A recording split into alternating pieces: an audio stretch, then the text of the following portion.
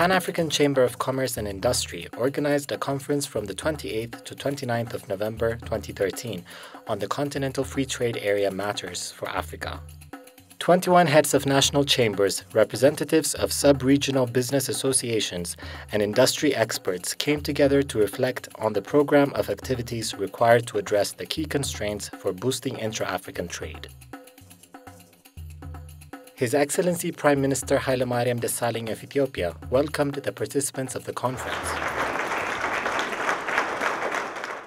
Coming to the theme of this conference, I must say that it is a great honor to be invited to address the African Chambers of Commerce conference focusing on boosting intra-African trade. This is in fact a recurring theme in the last few AU summits, testament to the huge importance African countries attach to the topic.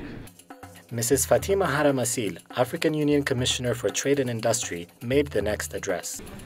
It is indeed a great honor and pleasure for me to address you today on the occasion of the 2013 conference. My pleasure is even greater when I see the theme chosen for the conference, namely the Continental Free Trade Area matters for Africa.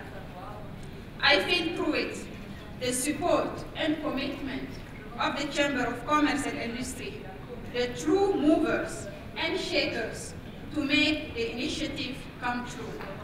Also, as your conference comes on the eve of the WTO Bali conference, where we will be pressurized to enter into deals that are not so beneficial for developing countries, the outcome of your two-day reflections here will surely give us a more ammunition to resist the pressure. Alan Karamatan, coordinator of the African Trade Policy Center, ATPC, at the United Nations Economic Commission for Africa, outlined the process of implementing the two landmark decisions at the African Union on establishing a continental free trade area and boosting intra-African trade. Based on the experience that we've had with these previous continental frameworks, which don't seem to have gained enough traction to give us the results that we wanted, the AUC, the UNECA, and then other development partners sought now to develop a comprehensive implementation strategy for these two decisions. Now, we now have an implementation strategy for these two decisions, which will be implemented at three levels: at the national level, at the regional level, and at the continental level. Dr. Seth Ajay-Ba, acting president of the Pan-African Chamber of Commerce and Industry, commented on the role of the private sector to drive growth and development in Africa. Distinguished guests, the role of the private sector to drive growth cannot be overemphasized. In this regard, there is room to spearhead the process of implementing private sector development strategy to provide a vehicle for harnessing public, private, and donor resources for catalyzing growth and development to private sector in Africa. As you are aware, many African countries have given high prominence to export, diversification, and value addition, including facilitating the implementation of key activities on export expansion and diversification. It is therefore imperative that Africa gives adequate attention to diversification of products and markets in order to take advantage of the international opportunities. The Continental Free Trade Area is one instrument that will help Africa grow and create jobs. Now we have a chance to go big and to get it right. I believe that events, forces, and agendas are converging to create opportunity for progress that we haven't seen in a long time. Now I call upon the two signatories. We are going to have a memorandum of understanding between the AU Commission and CACI, Pan-African Chamber of Commerce and Sectoral Association. This is simply a guideline to indicate how we cooperate together, to show that we are working together.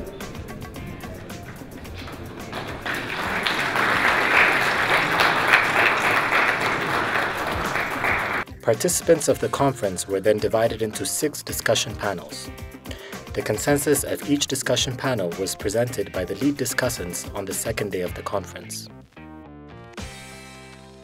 We agreed that I think we need, for us to be able to mainstream the trade policy, we will need a strong political will and commitment at the highest level possible. But this requires also the private sector to impress upon, also to lobby the government to be able to commit on specific aspect of mainstreaming the trade policy. The other issue also we agreed upon is that we need a very good consultative process, especially for stakeholders, so that at least we can all of us participate in the mainstreaming of the policy. Specifically, the process should be institutionalized both at the national, regional, and also at the continental level. That is maybe coming up with this maybe consultative dialogue framework where I think we will have participation of the rest of the stakeholders. The governments, according to the meeting, should remove import bans that are a barrier for inter-regional trade, but some noted that the removal of such bans are on an MFN basis. So it means if you remove an import ban, you also do it for extra African trade.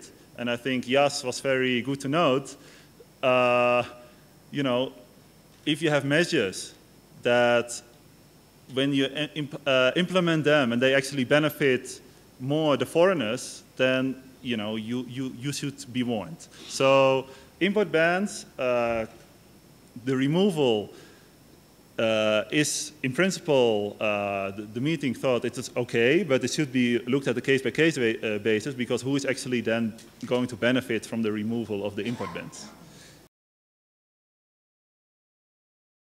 We don't manufacture anything in Africa. I mean, we do, but it's not enough. We export everything we produce, and we also import everything we consume. So this has to change. In order to do that, we should build our economies of scales, grow from small, medium enterprises into big regional entities, in order to reduce the cost of production and make our goods cheaper. So I think this is what we got. Thank you. One of the recommendations is infrastructure planning should take into account regional integration objectives, actual demographics, and not necessarily follow colonial patterns. A good example is what we heard this morning during the presentation by our colleague from Ethiopia Railways on the railway connecting Mombasa with the East African region.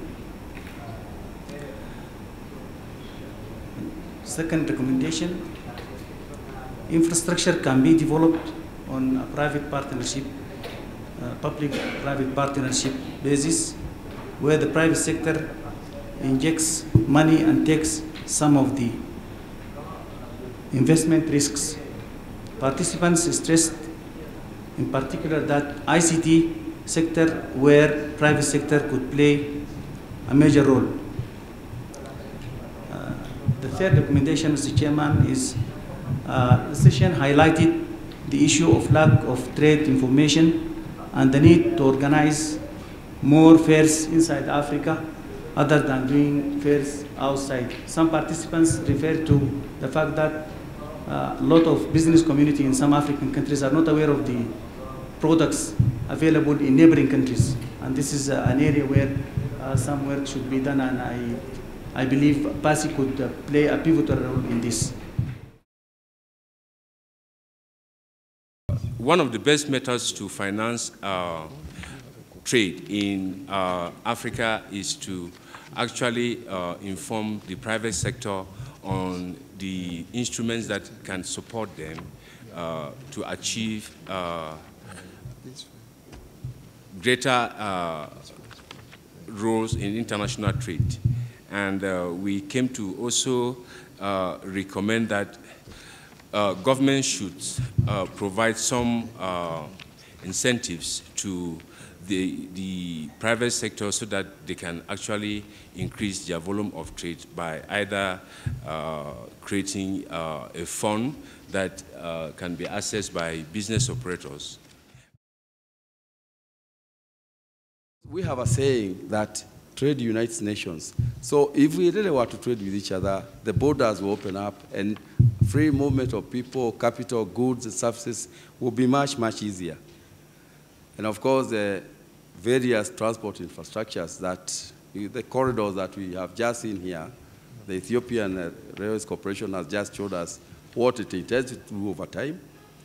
We have a similar arrangement in, I think, in East Africa, where we are connecting the Indian Ocean to the Atlantic over time through the LAM transport corridor, or we call it LAPSET. So those also are going to be useful to ensure that we have borderless or seamless Africa, so that we can achieve that CFTA. Dr. Seth Ajay Ba closed the conference by thanking everyone for their active participation on behalf of the Pan-African Chamber of Commerce and Industry, Executive Council, and national members, and added some encouraging remarks.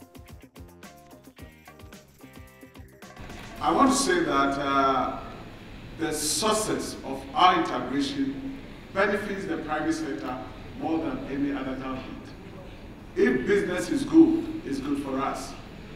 And therefore, the need for us to champion the cause of it to make sure that we are able to succeed. If we're able to do that, Africa will come together, our people will be liberated from poverty. At the end of it all is the private sector, the entrepreneurs who are going to benefit, because we are going to expand our businesses and create wealth for ourselves and our continent.